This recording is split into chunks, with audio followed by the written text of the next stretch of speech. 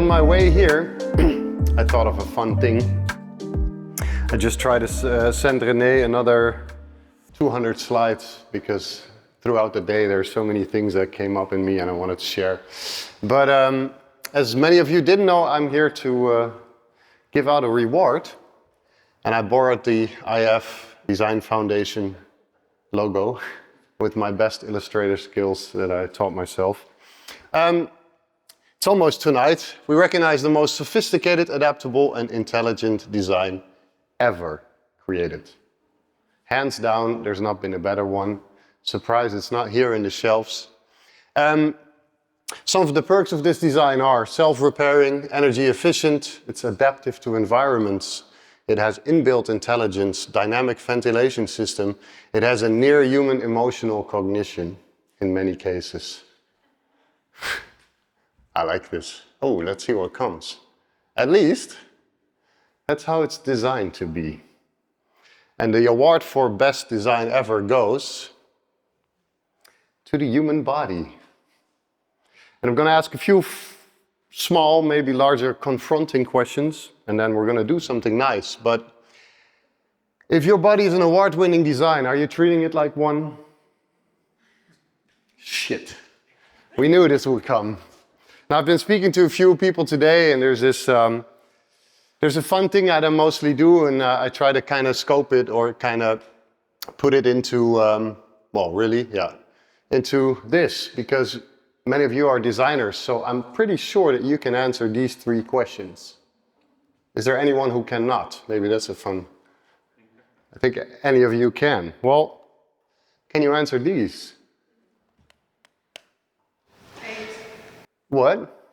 8 a day? No, a minute. 8 per minute? Always? No, not always. And throughout the day? Who's keeping calculation? Well, these 2 have been in my workshops, so you are not allowed to answer this. How is oxygen transported in your blood? How many blood is in your body? What happens in your body on the level of the autonomic nervous system? And. I have loads of questions. I've written them all down here. And I have a pretty hard question that I ask myself very often, so I'm going to also ask it you. If you don't know yourself on the most basic levels, are you even allowed to teach? It's a hard question, but it's a true question in my case. Can I even tell someone how to do something if there's many basic things that I do not really understand or do not spend time with exploring? So we spoke about change. I think it's very exciting because then I always ask, okay, who had breakfast this morning?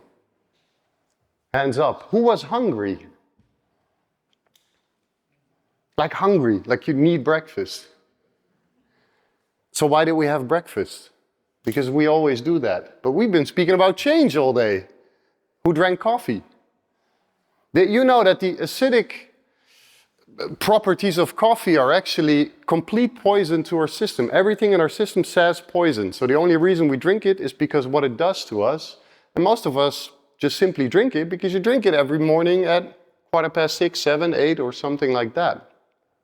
And this is where my world gets so excited because I try to somehow remove myself from these things and get very far out of a comfort zone to start asking those questions again. Who am I? What am I? Why am I doing this? Is it even meaningful? And it was quite exciting. I'm going to see whatever slides I still wanted to share with you. Are you honoring the intelligence built into your body? The last question we had was so excited for me because stress and anxiety, I was kind of like, well, and this might sound arrogant, but I can't recall a situation in which I really was overwhelmed by that stress or anxiety because I do this on a daily, because I sit in an ice bath in the morning and then I go to fight with someone and what I basically do is get to know myself so well that there aren't that many overwhelming situations. And I do think that we can all get a little bit of that autonomy back and that understanding back to ourselves and then also be able to kind of transfer that to our students. I'm completely going away from this beautiful, look at this, I just figured out that this program, Keynote, can do this, it can type stuff. These are some questions that I've been asking today. This one is for Konrad, actually. Why are German windows so small? Because in Holland we have large windows. I still don't understand why you guys windows are so small. But let's get back to this thing that I want to bring to you today. There's an incredible feature in this incredible design that you are and that you have, and it's your breath. And there's been some speaking about it today, but I think we can speak and feel about it a little more. Your breath is actually the only autonomic function that you can consciously control. So you cannot lower your heart rate, and you can also not do many other things that might help with panic. But your breathing you can control. As in right now, let's exhale. Stop breathing. That works. And then in Germany, I always have to say you can start breathing again, because people get... In Holland, people would have already been like, yeah, well, what wants this guy? I want not breathing, what?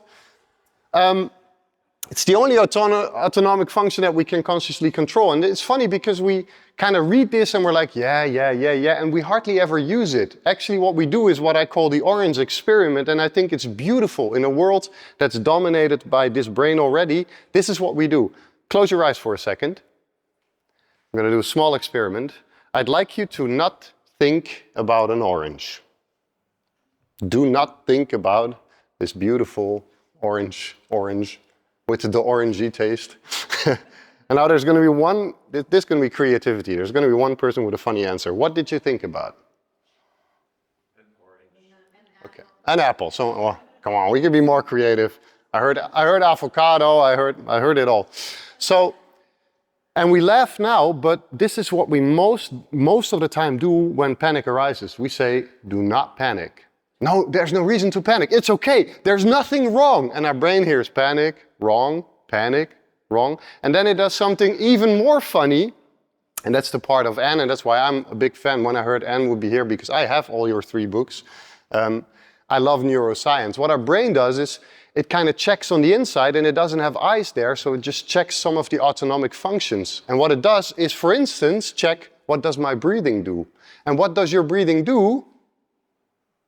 You don't know, because you can answer my question, but your breathing mostly does a reactive state onto what happens to it. So it's this whole day in a state of panic, and then you wonder why you're so panicked and anxious and tired at the end of the day. But there's very basic, easy knowledge that we can learn. And one of them is this. I have a course, and it's funny because it's 3 levels and it's multiple years of breathwork coaching, and it doesn't really get further than this. As you see, I'm economically very smart. Just learn this. You don't need to come to my education. It's still fun. We do a lot of other things. We do microdosing truffles, and it's fun. But this is kind of funny because I was diagnosed with bipolar disorder is what they call it. And then I figured out throughout the years of getting to know myself, we're all slightly bipolar. Because every time you inhale, your system is a little more excited and a little more stressed.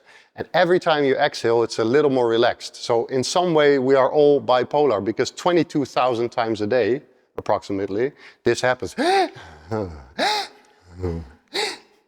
However, and I think this is the slide here, that whole balance kind of shifts, and it shifted humongously because for about 100 years our breathing rate was about 8 to 12 breaths a minute.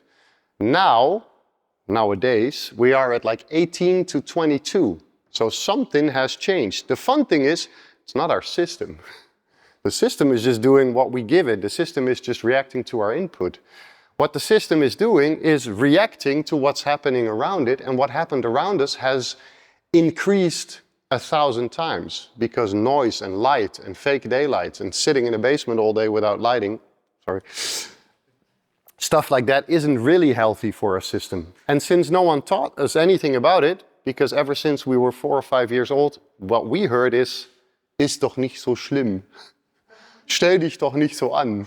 Including me, because I was a fighter, so it was even worse. So I kind of completely ignored getting to know myself and getting to know my autonomic functions or who I am. Until, and then I think we're going to start because René stressed that we have to be super strict. Until about 13 years ago when I tried to commit suicide. I'll take you to a little trip down memory lane, not the nicest memory lane, but as you all heard, my name is Maarten Hemmen, and I was a very anxious, sensitive, I think it is, sensible child. And I had a lot of energy. And so my parents, being Dutch, thought, you know what, let's have the boy do sports. And sports were great and still are great, which is why I don't sit on a chair, because I need to move. If my body doesn't move, things don't work. It's funny, I think many people are built that way. We just kind of forgot that. So I started with judo actually, and I threw my older brother, who was on judo as well, around for like 3 weeks, having the time of my life, until he complained at my parents and said, this doesn't work. And my parents said I had to pick another sport. So every Christmas, my brother gets to know that, because I am a black belt judo by now, and he stopped, and I kind of have to give it back to him because he ruined my judo career. So I chose Taekwondo, solely based on the sound of it. Taekwondo, it just had this for me. And I had no clue what it was. It appeared to be kicking other kids in the face. And there's a funny dynamic to that, because I spoke to a few people yesterday. I hated it.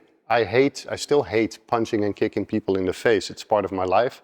But inherently, I just kind of want to have a connection. I don't need to necessarily fight. And as a means to matters, I got so good in knocking people out as quick as possible to avoid pain for myself and to avoid to have to fight very long, that I got into the national team, because that's what fighting is about. And they were like, oh, this boy is pretty good, so let's have him in the national team. And actually I had to knock out a few more people during the weekend on a higher level. And there was a big trend there, and that's an important trend, because I see that trend in many ways, and I've been writing about it today again and again and again. Every time I try to speak about my feelings, about what I was experiencing, about my fear, about my trainer said these things. Don't be a, back then it was still the female reproductive organs, because they weren't that skilled in speaking about their emotions or whatever. But they said things like, those are not your emotions. Please suppress them. Don't have them. And so I also learned to not have them and just continue doing that. And when I at some point switched to kickboxing after being an Olympic champion, I became a world champion in kickboxing. And that existed of kicking and punching people in the face without a layer of protection. And in my early 20s, I decided to quit, stop my career and study music. And that was to not the, it wasn't the biggest surprise or the nicest surprise for my parents and coaches, but I decided to do it anyway. And I took that ethos, that ethics of working into my music studies. So I was there at 6:15 in the morning.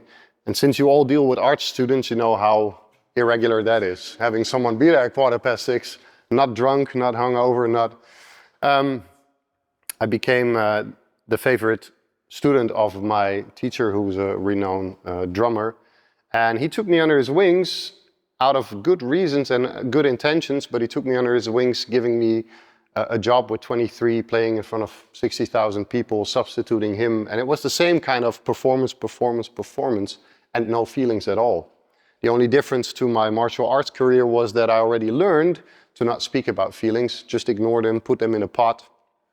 And I continued and toured most of the world, almost every continent and country, until at one evening with 27 years old, I decided to take one hand of sleeping pills and one of painkillers and shove them down my throat, because I didn't want to do that anymore. There was a storm inside of me going mad, and I was just trying to contain it, and I couldn't. And that moment I kind of let go.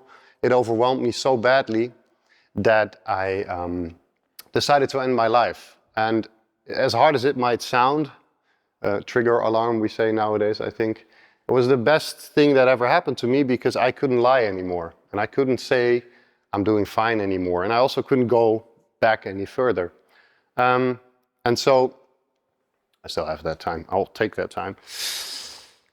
After, first of all, I became a patient in a psychiatric hospital in Cologne, which is kind of fun, because you get there because you're sick, and then you get into a room without windows with like fake lighting and these floors that are ugly, and you're like, this is gonna heal me, and people are gonna talk to you for 3 to 4 years in cold rooms, sitting across of you, having you tell everything that went wrong in your life. And I was like, okay, so this is gonna heal me. And surprise, surprise, after 3 to 4 years, my therapist said, you are healed right now. You can go back into society. And that was kind of funny because I thought, well, isn't society maybe the place where this happened to begin with? And really? And so I opened Instagram, which saved my life in the end. So I'm not against Instagram. I still see the troubles of it. But I opened Instagram on an autumny day, and I saw a picture of a man that I knew. And he used to be a pretty overweight, not very talented, panic-plagued rapper, Casper van der Meulen. And the picture I saw was a young man with his eyes piercing through my soul, super self-conscious, kind of laughing a little as if he wanted to say, I'm here, what are you doing? And so I decided to call him up, and he was doing his laundry, because also gurus need to do their laundry still themselves.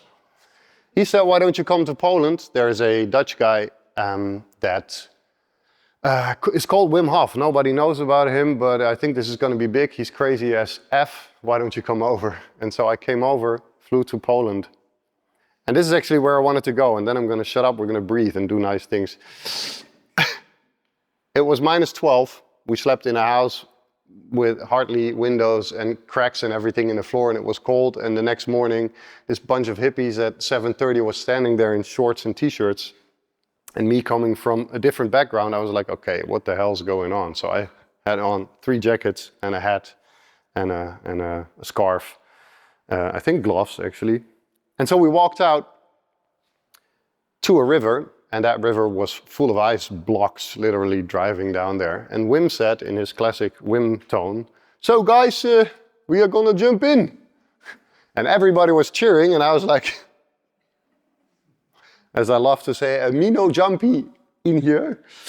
And then Casper came to me, and this is the only thing I would like to actually give to you, and I'm not even going to tell why and whatever, but he came to me, he laid a hand on my shoulder, and he said something that changed my life forever. He said, the worst thing that can happen to you is that you feel something.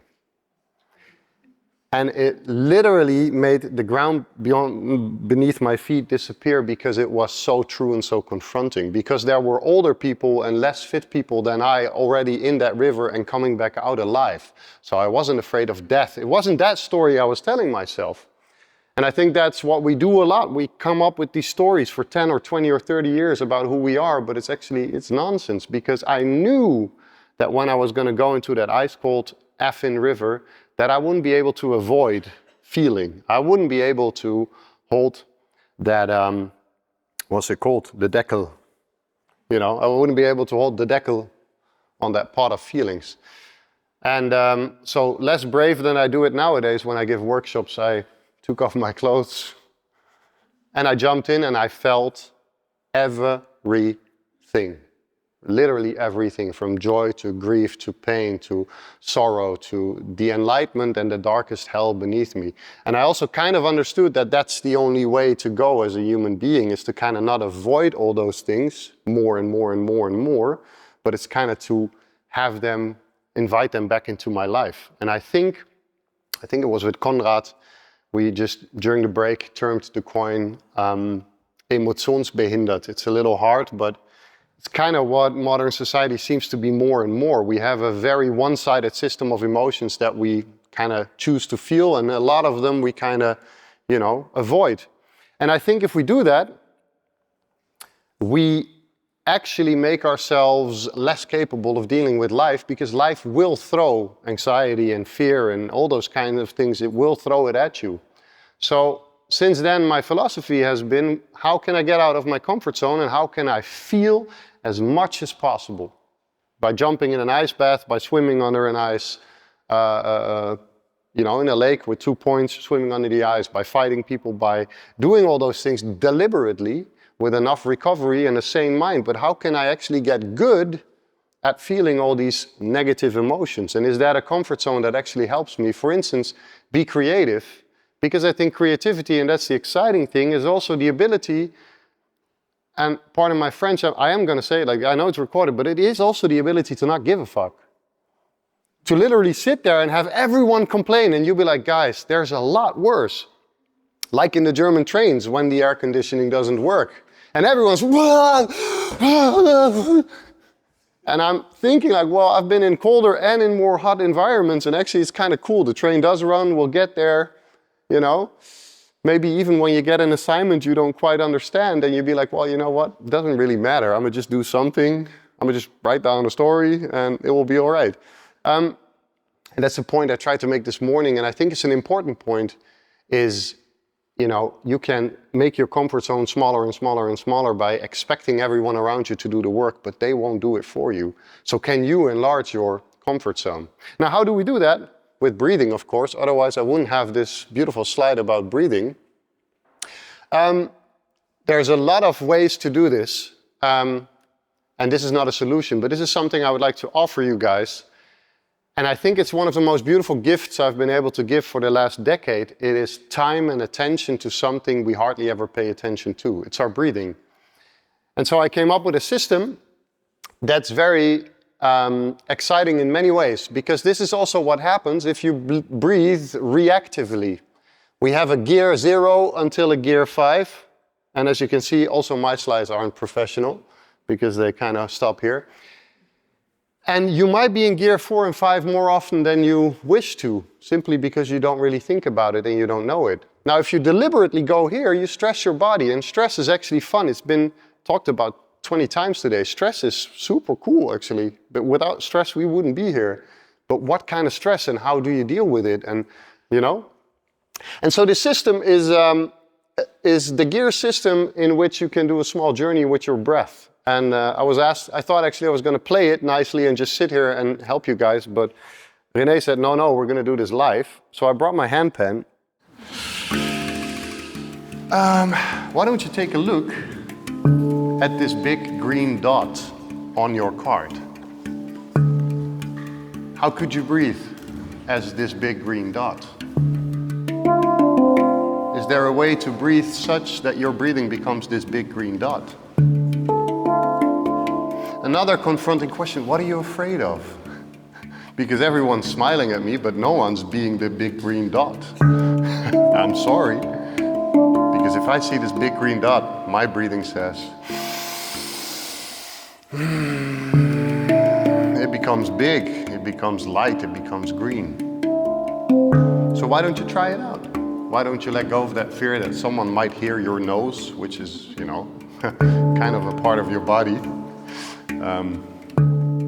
When I give courses and we speak about the anatomy of breathing, there's something very funny happen when you start diaphragmatic breathing again. Your whole system starts to digest, and it blubbers and it burrs and it does stuff, and then people say sorry. I'm like, sorry for what? For being human? So let's be human. Why don't we breathe like this big green dot? And I'm not hearing anyone yet, so in my creative opinion, we're not really the green dot.